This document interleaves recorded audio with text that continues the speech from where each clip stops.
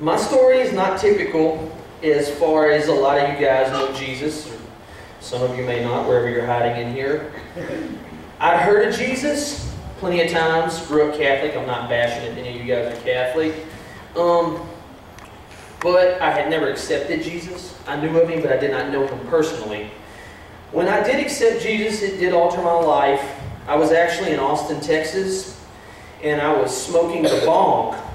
And I had the TV on, and I was flipping through the channels because I watched Cartoon Network. That was my profession, I guess. I was like 21 years old.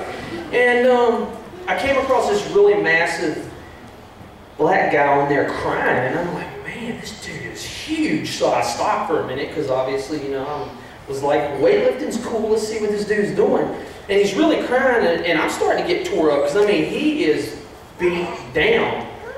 Well, he starts to tell a story of how he was a superior athlete at the top of his game, and he started experimenting with cocaine and a little recreational drugs because he had made it to the top, so he figured he could play a little bit, you know how that works. Just a little never hurts.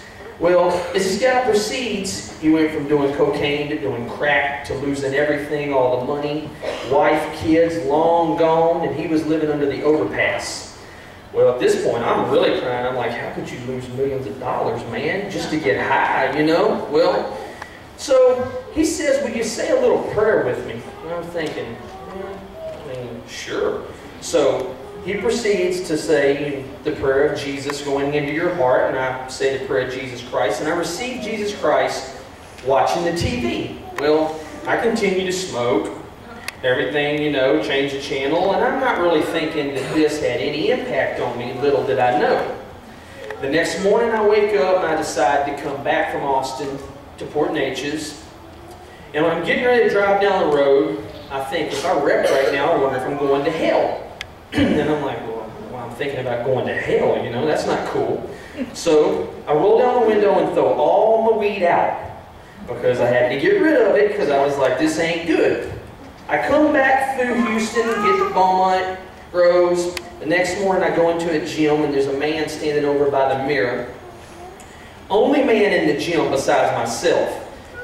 And I'm like, I'm going to go ask this man what he thinks of God. So I cruise over to this man, I look right at him and I say, sir, can I ask you something? And he looks right at me. I say, what do you think of God? He says, I was in Colorado on a balcony. I had a 6-figure income. I was at the peak of my life money-wise. I was an alcoholic, committing adultery, doing everything I wanted, destroying my marriage. I was going to kill myself and jump off the balcony. And he said the Lord touched him in an instant and changed his life. Well, I'm thinking I picked the right guy, obviously. The only guy. Hey, what a divine appointment, right? The dude looks at me and says, you're going to be here tomorrow? And I'm thinking, well, sure, you know. So the next day he shows up. He has a Bible in the wrapper, and he's not lifting weights. He just cruises in and hands it to me. He says, if you read this 15 minutes a day for 1 year, it'll change your life. I'm thinking, cool, okay, you know, big deal. 15 minutes is nothing, you think. Well, I start to read it, and before he did say this, to anybody in here who's not reading or who decides to read, he said, go to the New Testament, because if you try to read the Old Testament before the New, you're going to get real confused with the Jesus stuff. I'm thinking, all right. I start reading this Bible, right? And all my friends start to feel the impact first, because I'm still hanging out, still smoking weed and drinking, but the whole time we're doing this, I'm looking at them, and it'd be like 12, 1 in the morning, I go, you know what? We're all going to go to hell for doing what we're doing. And they look at me and go, dude, you quit reading the Bible. Because wherever we be, I'm not kidding, at somebody's house, anything, if I spotted one of them big, gigantic, and I know some of you have, you know, big, gnarly white Bibles, big, huge Bibles that a lot of families just have laying out like on the table because it's pretty, I'd be like, dude, we'd open it up, I go to Revelation. It'd get real scary, wouldn't it? Be like, man, we'd be tore up looking at us and see, I'm telling you, it's coming.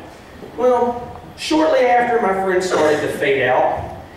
And I still had some friends that tried to understand and would accept the change, but they didn't change with me. Well, as I pursued it, a year went by. In between this year going by, on the days I would skip reading, my day would go south a little bit. Like I could tell that the day was different. So I tried to make up for it by reading 30 minutes next time, like that was going to save me or something. Well, as we go along and 1 year goes by, the man who told me that it would change my life, I give him credit. It did. I was miserable. I mean, I was miserable. Because everything you're reading in there is the opposite of what you're doing if you're hanging out, you know, doing whatever you want to do. So I'm kind of like, man, I'm either going to throw this Bible in the dumpster, or I'm going to do what it says. So I literally go to the dumpster, and I'm holding this. It was a little blue Bible. I'll never forget it, because now I got about 10 different ones that I read. And I was going to throw it in there, and I said, you know what? I'm just going to try. That's all I said. And this is for anybody, to encourage anybody. I just said, I'm just going to try to do what it says. Just attempt it. So as I attempted to do what the Bible said and replace any of the habits that I had, such as smoking weed, you know, all those things. We could just add the list up. Drinking, just a little of those things. I started to throw them out and try to do what the Bible said. I started having rewards from the Bible. And I think people get caught up and you think, well, there's not a rewards plan if it's far as being cool goes. It's easy for me to say, I'll be 37 coming Tuesday. Hey, funny how you start to get old, you forget, right? Well, and I can tell you this, it's been a crazy adventure as far as Jesus goes, because being tattooed, I've had people say, you're going to hell in Leviticus, it says you mark your body or whatever. Well, I just don't think God's that simple, and I don't encourage any of you to fly out and get tattooed up, and if you're already tattooed, well, hey, cool, you know? But I think it's an individual acceptance of Jesus. I don't think you come in here and you say, well, my mom and dad know Jesus, that's lame, my mom and dad ain't cool. We'll go this route. Everybody in here knows somebody who talks about Jesus. Now, you may think they're not cool, or you may have seen many things happen for them that blow your mind. You're like, they always seem to come out ahead. So, as you're on your journey to receive the Lord, if you haven't, and if you already have, I encourage you, the way the world's falling apart now and things look beat up, the Lord is still moving. And without a doubt in my mind, you start to dig through there and you see the word lukewarm. And I'm not trying to make anything complicated. And I was driving and it came to me. Lukewarm would be in the middle, right? Wouldn't lukewarm be like you're kind of playing this side and this side? So if lukewarm is doing that and the Lord's not cool with lukewarm, and it's looking awfully demoralized with the government and everything else, and I'm not trying to get political here, but believe me, I encourage you to choose wisely when it comes to your belief system and who's going to represent us. If lukewarm means one way or the other, and the middle class is going to get peeled apart, and you're going to have upper class, and you're going to have lower class, they would call it, because they're not going to be a middle class no more, then maybe you're going to have believers and non-believers. Because lukewarm means right in the middle.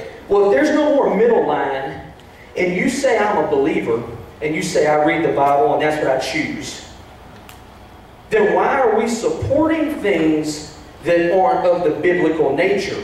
And you know, with me looking like this, trust me, I have been in the store and had people look right at me and be, you know what? That's how you don't want to look. And I think it's funny. I does not, I'm telling you right now, in the old days I might have been like, oh yeah, you think? Hey, that's cool. If you want me to come to your school and tell your children don't get in a van with a guy that looks like me, I'll be glad to do that for everybody in here. I really will.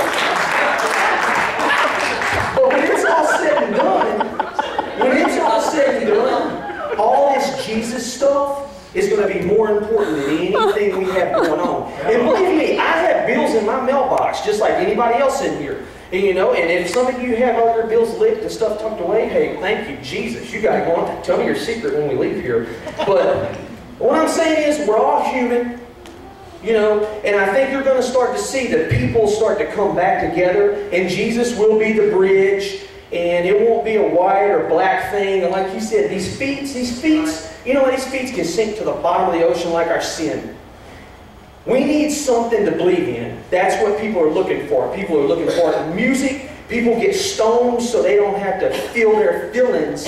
But when your stoned wears off, your pain's still sitting there looking at you. So Jesus enables you to have a strength by showing you a path that you follow when you read the Word and you try to get in line with something that is real versus the falsehood of whenever you are stoned, drunk, or whatever. And if anybody in here, don't raise your hand. Trust me, I'm not one of those guys. I will not do that to anybody. Has any type of deep problem, whether it be depression, drug addiction, or any of those things, I encourage you, by yourself or with somebody you trust, anybody who doesn't know your deep, dark secret, call on Jesus, because He's moving on the earth now, I believe, greater than He's ever moved. And you're going to see people you never expected to come forward and start to lay it out like the bridge, and people walking right across it, because the Lord's trying to touch us all. That's kind of like when we do this. I never thought I'd be up here. This is my 14th or 15th year. I've done lost track of, I read my Bible. It doesn't make me better than you. You may have 2 hours hang time every day with the Lord. You're the bomb for that. I'm pulling my eyes apart in the morning because we got a brand new baby. So we got a full-time job from the minute we get started till the minute it's over. But the Lord comes through for us every single time. I mean, I'm the king of meltdown. Josh will tell you right now, I'm a crybaby. I'm like, oh, this ain't going right. You know, I mean, and I have to control that. But God still gets the glory when it's said and done, no matter what I'm doing. So I'm glad to be up here and be able to even chat with you people about these things, but I'm telling you, you're going to hear the message of Jesus coming real hard and fast, and you're going to see a lot of people shutting it down, trying to put it in a box. And since I mentioned the word box, you heard people say out of the box, in the box. Well, let me say this. You need to get out of the box with Jesus. Dump the religion thing and let Jesus be everywhere He needs to be. And I guess I'm going to burn the clock up, so I better wrap it up with that. But just trust me on this. If the Lord can use me up here, you don't want to follow me around. You're like, man, that dude. The Lord can use anybody sitting in here, and that's why we're here tonight. And thank you for coming to this divine appointment.